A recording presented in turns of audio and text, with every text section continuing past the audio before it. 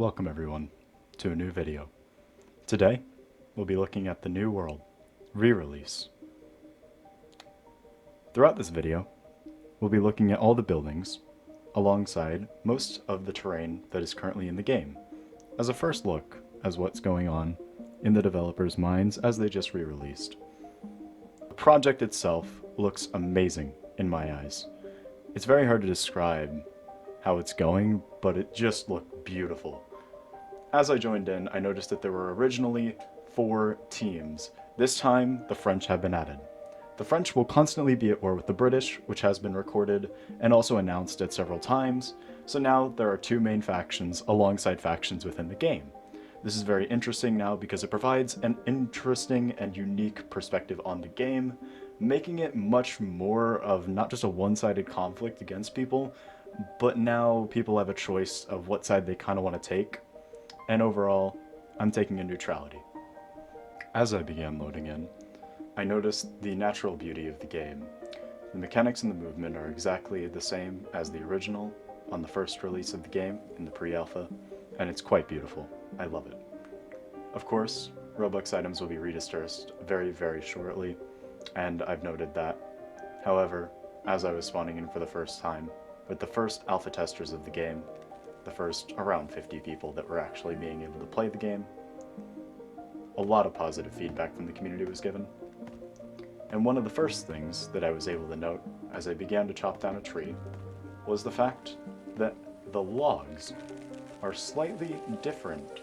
They're new textured, along with most items in the game, are completely remade, and also have a very, very beautiful texture to them, alongside many of the buildings that I'll be visiting throughout this video. Throughout this video, I'll be visiting several of the structures, which include the General Store, the Governor's Mansion, the Tailor Shop, the French Fortress, the British Fortress, and where I am now, Halifax. Many of these locations have a natural beauty to them because of the game's updated texture to the 2020 to 2021 era when it was being developed, and it just makes it look amazing compared to when even the pre-alpha was being developed, and it was definitely worth the month wait that we have been waiting for this game to re-release. Now onto the aspects for new players of how the game exactly works. TNW is a game primarily based off of factions and also groups. There are 2 main groups, being the British and the French, that you can join off of this game, and also will be in the description below. And from these, you are able to join a military type group and basically become part of the army, rank up, and fight major frontline battles, which is just amazing. So it's just an incredible, incredible way to get into this community and be part of something bigger if you haven't already, or if you haven't decided to. Moving on, into the general store we actually went into. Notably, the textures are much more beautiful and the items are the exact same as they were in the pre-alpha, so there's no need to really update the videos that I did before covering some of these items, and I might do analysis on some of them in the future, but not yet.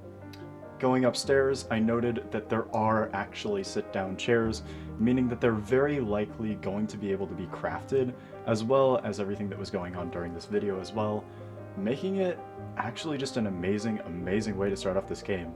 I noticed that the window frames, if you hadn't already, the window frames alone are these very, very beautiful, beautiful green shade, wood and oak type of just amazing, amazing everything.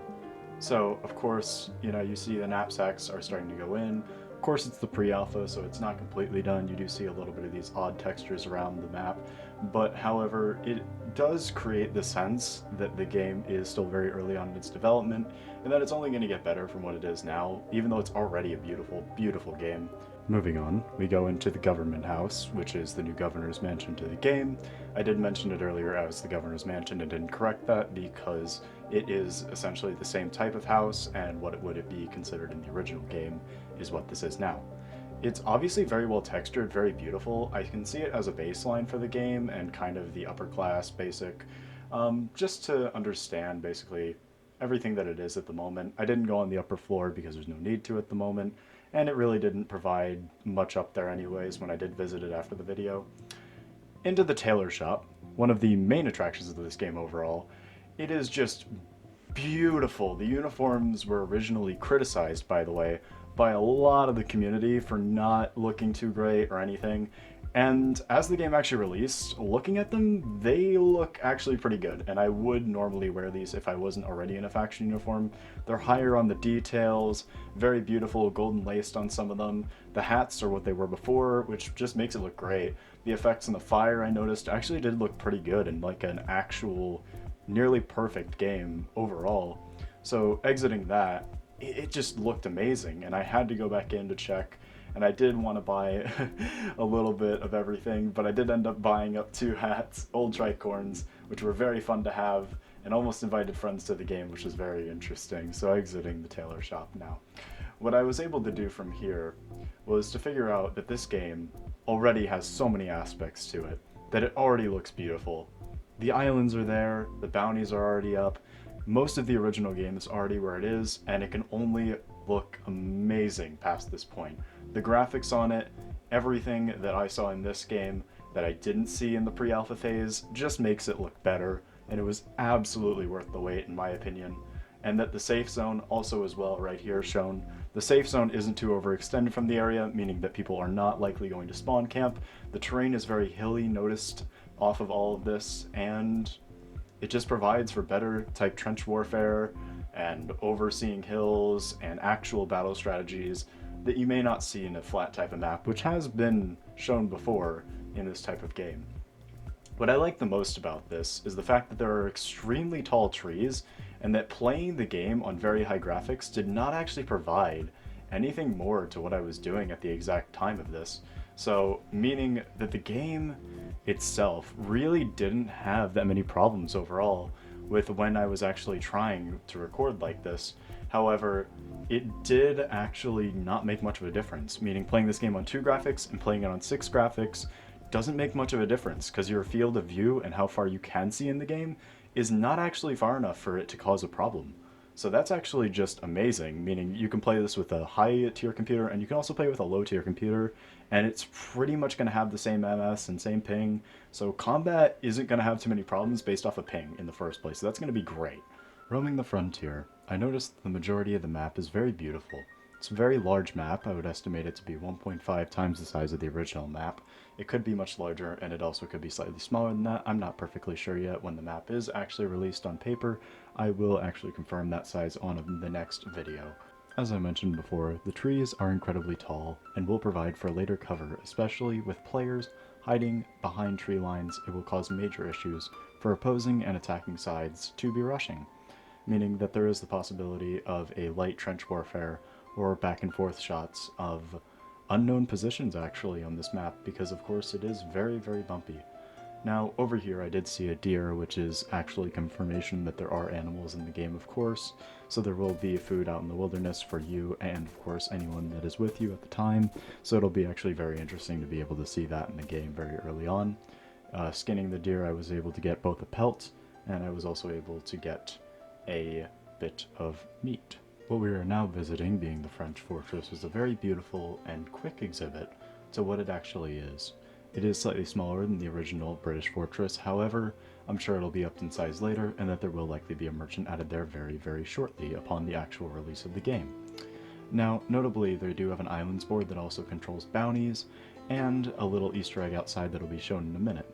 However, this fortress is placed on the coastline, therefore there will likely be a decent amount of fallback combat and hills that are in front of it.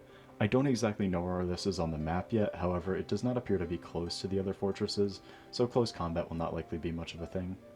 This was the sneak peek that I was talking about. It does hint to the possibility of ships in the future, or having ships, because the canoes are present. As well, this cabinet will most likely be a shop in the future, with Sylvester being there as well.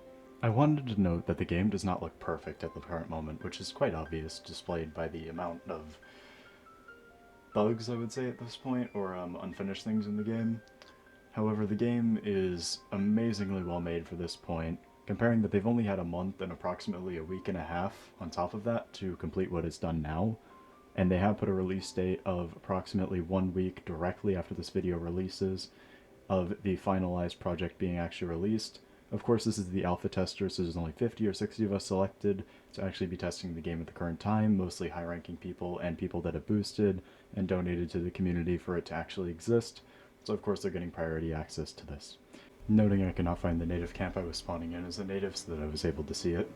So spawning in, obviously, you just see a little bit of the light things there.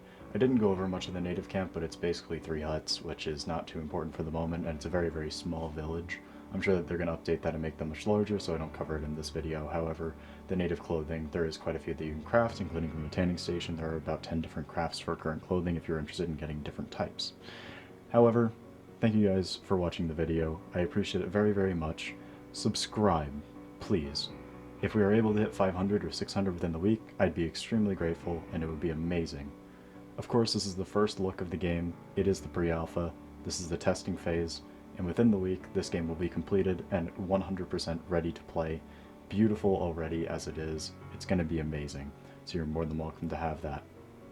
Feel free to leave a like and subscribe, join the Discord, or follow me on Twitch at YakkerOfficial. I'd appreciate it. And I'll see you guys next time.